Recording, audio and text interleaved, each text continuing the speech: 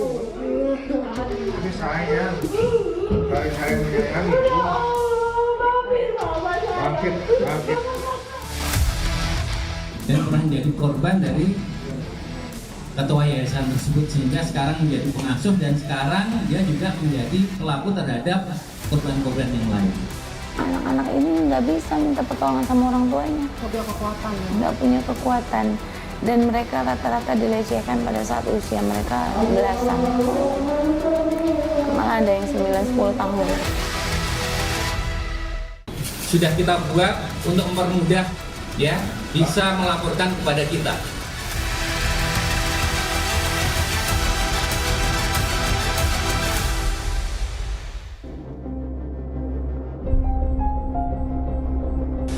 Kekerasan terhadap anak terjadi berulang-ulang kali. Kali ini di Kota Tangerang, puluhan bocah laki-laki menjadi korban kekerasan seksual yang dilakukan oleh pemilik dan pengurus panti asuhan. Saudara, bagaimana bisa panti asuhan yang menjadi tempat aman dan ramah bagi anak malah menjadi sarang predator anak? Lalu bagaimana bisa panti asuhan yang menjadi tempat pelaku untuk melakukan atau merusak penghormatan anak leluasa beroperasi selama puluhan tahun?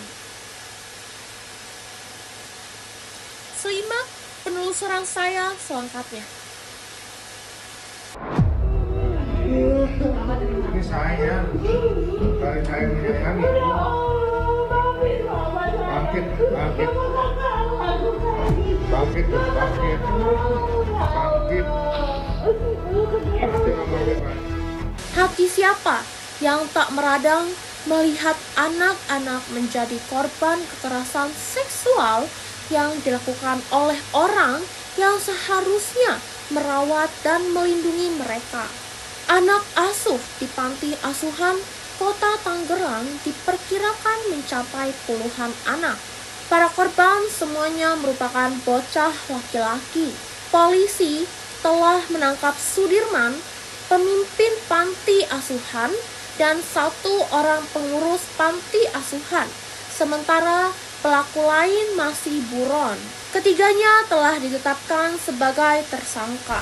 Kita lakukan penangkapan dan penahanan terhadap Saudara Sudirman dan Saudara Yusuf Bahtiar. Sedangkan Saudara Yandi Supriyadi kita tetapkan, kita masukkan dalam daftar pencarian orang. Dan ini salah satu foto yang sudah kita buat.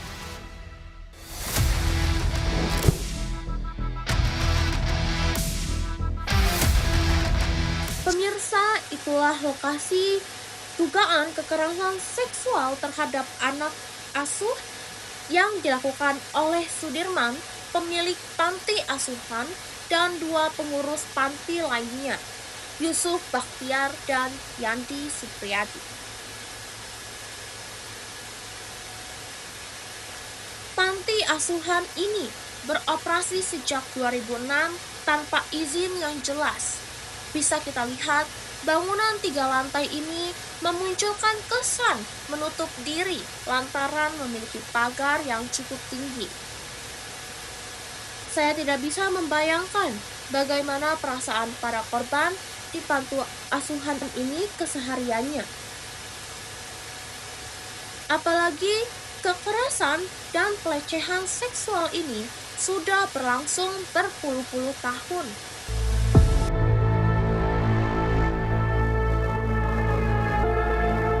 Panti asuhan Darussalam An-Nur yang terletak di Kecamatan Pinang, Kota Tangerang, Banten, ini memiliki anak asuh yang semuanya laki-laki. Diduga puluhan anak mengalami kekerasan seksual di dalam bangunan berlantai 3 ini. Tak jauh dari panti asuhan, kami bertemu Habib Ulil Amri, salah seorang warga yang sekaligus teman masa kecil Yusuf Bahtiar, salah satu pelaku. Amri menyebut warga sekitar tidak pernah curiga lantaran selama bertahun-tahun pihak panti asuhan rutin mengadakan kegiatan keagamaan. Selain itu, pelaku Sudirman dikenal suka membantu warga yang sedang membutuhkan.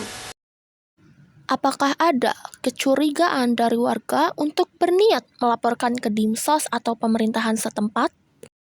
Ya, dari warga sekitar mungkin karena perilaku pelaku yang baik, jadi tidak menaruh kecurigaan sama sekali gitu. Jadi nggak ada yang itu yang niat melaporkan atau apa, emang saya belum dengar sampai hari ini. Tapi kalau untuk desas-desus dari dulu, kita udah dengar. Kalau untuk pemilik panti emang sangat bersosialisasi sekali, dia sering menyumbang gitu, seperti sayur mayur atau ikan-ikan gitu Mbak. Emang dikenal baik dengan masyarakat sekitar. Meski begitu, beberapa tahun lalu Amri sempat curiga lantaran temannya yang pernah tinggal di panti mengaku mendapat perlakuan tak senonoh dari Sudirman. Untuk kecurigaan emang sebenarnya udah ada dari 20 tahun lalu kalau saya pribadi. Di mana emang ada teman yang sebaya saya dulu waktu usia 10 atau 11 tahun. Ada yang dapat belum ada bukti aja, tapi mendengar cerita dia mendapat perlakuan kayak gitu. Tapi emang nggak mau bercerita, dan juga bukti juga kita nggak kuat, di saat itu nggak bisa untuk melaporkan Mbak. Gitu. Selanjutnya, kami mendatangi Dean Herdesiana yang merupakan teman dekat pelaku Sudirman sekaligus donatur panti asuhan. Sama seperti warga lain, Dean tidak pernah menaruh kecurigaan sedikit pun. Padahal, sebagai salah satu donatur, Dean memiliki akses bebas masuk ke dalam panti asuhan. Selama belasan tahun, Dean tidak pernah melihat hal janggal pada anak-anak asuh. Nah, karena memang sahabatan, ketika saya ada kegiatan sekolah, misalkan charity atau muharaman, Ramadan, pasti kita berkolaborasi. Ketika kita lagi happy-happy, ketawa-tawa, yang gembira, terus ada 1-2 anak yang sedih, logikanya Mbak, oh mungkin ya logikanya anak yatim memang begitu. Atau dia ngelihat anak lain dipegang sama ibunya, pelukan, dicium, apa segala macam, wajar kan? Mbak juga pasti akan ngerasa gitu kan? Kasus pencabulan anak ini terbongkar saat sejumlah korban yang telah keluar dari panti mengumumkan Dean. Kemudian pada 2 Juli, Dean bersama para korban melaporkan hal ini kepada polisi. Hingga saat ini, korban yang melapor berjumlah 8 anak. Diperkirakan jumlah korban kekerasan seksual Sudirman dan kawan-kawannya mencapai puluhan anak. Awalnya saya mendapatkan DM di Instagram, ngadu. Ada salah satu anak panti ngadu ke saya. Saya di chattingin dulu, terus ya kan juga nggak langsung percaya. Saya pikir fitnah gitu kan. Oke, kalau memang kamu bener, ini kamu pakai akun fake, anonim gitu kan. Kalau memang kamu bener, kamu datang ke tempat saya, kamu pasti tahu. Kan tahu orang ini saya donaturnya, saya ibu angkat mereka, ibu asuh mereka. Akhirnya datang mereka ke ruangan ini, ke sini. Curhatlah mereka, des, gitu. Dan saya kaget dan terpukul gitu.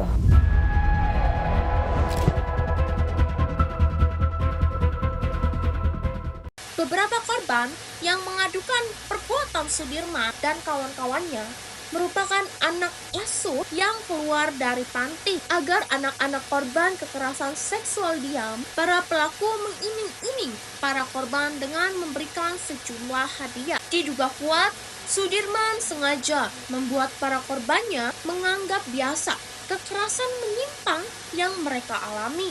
Terbukti, pencabulan terhadap para bocah laki-laki terjadi selama bertahun-tahun. Rata-rata yang lapor ke kami itu korban-korban yang sudah nggak nyaman, yang bisa kabur, yang bisa lari dari cengkraman itu. Kalau yang nggak punya keberanian, kalau yang nggak ngerti bahwa itu dicabulin, dilecehin, ya tetap aja stay here di panti itu sampai endingnya dijemput sama Dinsos. Yang 13 orang itu tambah 1, 14 orang itu yang nggak bisa berdaya apa-apa. Dan mereka rata-rata dilecehkan pada saat usia mereka belasan. Malah ada yang 9-10 tahun gitu. Jadi dan dibungkam dengan iming-iming, dikasih jajan, dikasih uang, ada yang dikasih kacamata, dikasih handphone. Yang pasti ya dikasih kenyamanan. Dan satu hal lagi, mereka ini dibentuk sama seperti pimpinannya.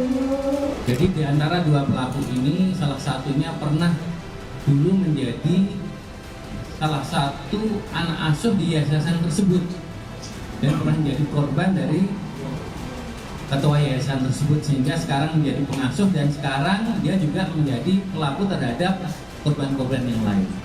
Selain itu, agar para korban menuruti keinginan menyimpang pelaku menggunakan status sosial sebagai ayah asuh, AI Mariati, Komisioner KPAI, menyebut relasi kuasa membuat kejahatan seksual pelaku susah diungkap.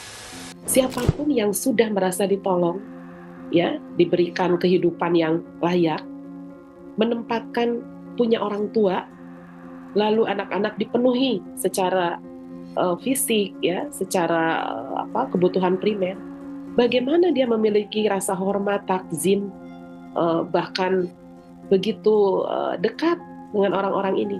Ternyata ada perlakuan menyimpang dan anak-anak ini tak kuasa, tak berdaya untuk menolak, mempertanyakan, bahkan speak up untuk melapor misalnya.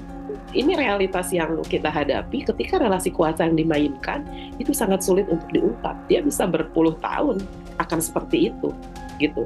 Bahkan yang terjadi merasa dinormalisasi, gitu ya. Anak-anaknya kemudian apabila melakukan itu ke yang lain juga atas dasar kasih sayang misalnya, ya karena di hulunya diajarkan dan dinormalisasi. Dan ini adalah bentuk merampas harkat martabat yang paling dasar semua orang, ya. Kekerasan seksual terhadap anak asuh dalam panti asuhan di Kota Tangerang menunjukkan ruang aman anak makin terancam. Psikolog forensik menilai selain lemahnya pengawasan, adanya anggapan masyarakat bahwa anak yang ditempatkan di panti asuhan menjadi tanggung jawab pihak panti asuhan, membuat anak-anak rentan jadi korban kejahatan. Secara salah kaprah, begitu anak ditempatkan di panti asuhan, maka mereka akan selama-lamanya berada di sana. Tanggung jawab peran pengasuhan orang tua lepas dengan sendirinya dan diambil alih oleh pihak pengelola panti asuhan. Panti asuhan pun tidak membangun komunikasi dengan keluarga secara berkala, tidak membuka akses bagi masyarakat secara terbuka, dikarenakan mereka menganggap ya anak sepenuhnya adalah milik kami. Nah, situasi yang terisolasi semacam itu, putusnya relasi dengan keluarga, salah kaprah sedemikian rupa, menempatkan anak dalam situasi yang amat sangat beresiko, termasuk rentan untuk menjadi korban kejahatan, tak terkecuali kejahatan seksual. Agar kasus kekerasan seksual terhadap anak di panti asuhan tidak terulang, penanganan harus dimulai dari akarnya. Pihak berwenang diharapkan melakukan pengawasan berkala terhadap panti asuhan. Sesungguhnya pemerintah lewat Kementerian Sosial sudah membangun sebuah sistem, sebutlah sistem akreditasi panti asuhan. Ada sekian banyak indikator, ada sekian banyak unsur penilaian di dalamnya. Yang sayang beribu sayang terabaikan. Kalau penanganan hukumnya berjalan, tata kelola pengasuhan dan panti asuhannya juga berjalan, maka insya Allah akan bisa kita tekan kemungkinan peristiwa berulang. Selain itu, diharapkan masyarakat dapat berperan mendeteksi adanya tindak kejahatan di lingkungannya sejak dini. Masyarakat, kita juga tidak boleh lengah. Kita punya hak untuk saling memberikan perhatian. Misalnya, Pak, apakah masyarakat di sini boleh tahu ini tercatat di mana? Ya, apalagi di tingkat RT RW, saya kira sangat punya kewenangan itu, gitu. Kekerasan seksual terhadap anak adalah kejahatan kemanusiaan luar biasa, tidak bisa didiamkan. Pelaku harus dihukum seberat-beratnya. Jangan biarkan para predator berkeliaran, mengancam buah hati kita dan merusak masa depan generasi bangsa. Mari kita awasi bersama di panti asuhan atau dimanapun, jangan abaikan.